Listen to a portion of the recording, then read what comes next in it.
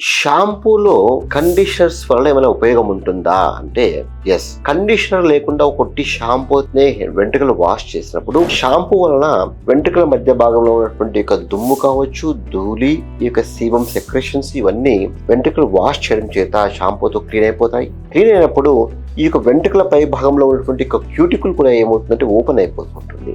Open అయినప్పుడు ఏమవుతుందంటే shampooing చేసిన ఇమ్మీడియట్ గా వితౌట్ కండిషనర్ చేసిన ఇమ్మీడియట్ గా ఆ యొక్క వెంట్రుకలు రఫ్ గా తయారవుతాయి. మనం టచ్ చేసినప్పుడు కూడా అవి గరగ్గా ఉంటాయి, ఫ్రిజీగా ఉంటాయి.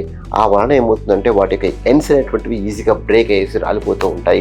ఆ యొక్క వెంట్స్ లో కూడా స్ప్లిట్స్ వస్తూ ఉంటాయి. ఉదాహరణకి ప్రాచీన కాలంలో చాలా మంది కుంకుడుకాయలతో షాంపూ చేసేవాళ్ళు. కుంకుడుకాయలు చేసినప్పుడు వాటి యొక్క ఎఫెక్ట్ తప్పకుండా మీరు గమనిస్తారు. వెంట్రుకలు రఫ్ గా అయిపోవడాలు, బ్రేకేజ్ ఈజీగా అవ్వడాలు చేస్తూ ఉంటారు అనమాట. సో అలాంటి వాళ్ళు ఏం చేస్తారంటే హెయిర్ ఆయిల్ ని షాంపూకు ముందు అప్లై చేసి ఈ కుంకుడుకాయ రసంతో షాంపూ చేస్తారు. చేసినప్పుడు ఏమవుతుందంటే హెయిర్ ఆయిల్ అనేటువంటిది వెంట్రుక మీద ఒక పొర మాదిరిగా ఏర్పడేసి ఆ యొక్క షాంపూ యొక్క ఎఫెక్ట్ అనేటువంటిది హెయిర్ యొక్క షాంపూ మీద పడకుండా రక్షించడం చేస్తుంది. దాన్నే కండిషనింగ్ ఎఫెక్ట్ అని చెప్పేసి అంటూ ఉంటాం అనమాట. సో ఇక్కడ హెయిర్ ఆయిల్ అనేటువంటిది ఒక కండిషనర్ ఎఫెక్ట్ గా మారుతూ ఉంటుంది. కానీ ఆధునిక యుగంలో ఏంటంటే షాంపూతో పాటు కండిషనర్స్ కూడా మిక్స్ అయి వస్తున్నాయి కనుక ఈ యొక్క కండిషనర్ అనేటువంటిది హెయిర్ ఆయిల్ మాదిరిగానే పనిచేస్తుంది కనుక ఆయిల్ అనేటువంటిది కావచ్చు, కండిషనర్స్ కావచ్చు, ఇవన్నీ కూడా క్యూటికుల్ ని, హెయిర్ షాఫ్ట్ ని డ్యామేజ్ చేయకుండా షాంపూ చేసినప్పుడు ఉపయోగపడుతుంది. సో షాంపూతో పాటు మంచి కండిషనర్ షాంపూ చేసినప్పుడు హెయిర్ బ్రేకేజ్ కాకుండా, హెయిర్ డల్ గా కాకుండా, అంత హెయిర్ రఫ్ గా కాకుండా